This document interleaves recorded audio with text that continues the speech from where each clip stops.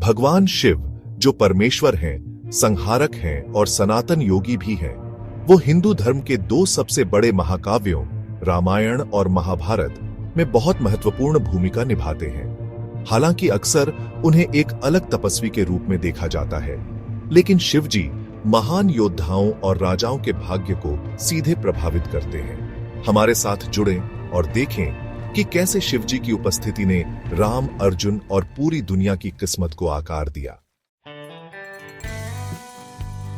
रामायण में भगवान राम, जो अयोध्या के राजकुमार और विष्णु के अवतार हैं, अपनी पत्नी सीता को राक्षस राजा रावण से बचाने के लिए एक दिव्य मिशन पर निकलते हैं। लेकिन धर्म के प्रतीक राम भी अपनी यात्रा पर भगवान शिव का आशीर्वाद लेते हैं।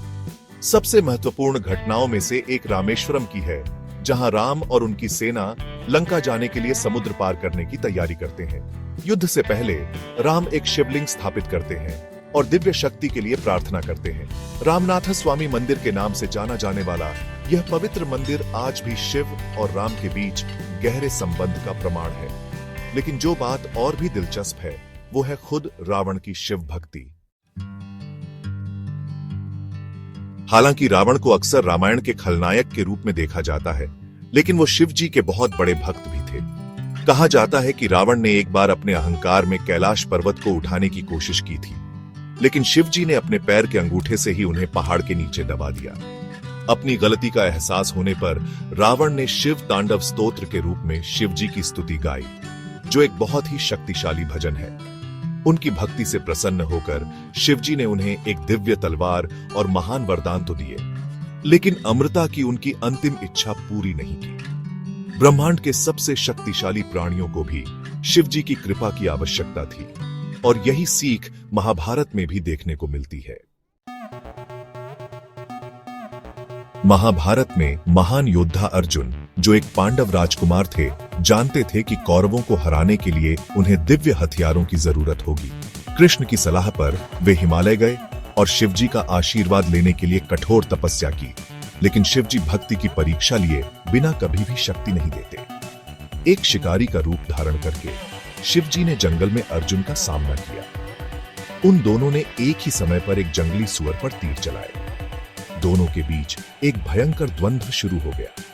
अपने सर्वोत्तम कौशल का उपयोग करने के बावजूद अर्जुन उस शिकारी को परास्त नहीं कर सके। अपनी गलती का एहसास होने पर उन्होंने आखिरकार विनम्रता से झुककर अपने सामने मौजूद दिव्य शक्ति को पहचान लिया।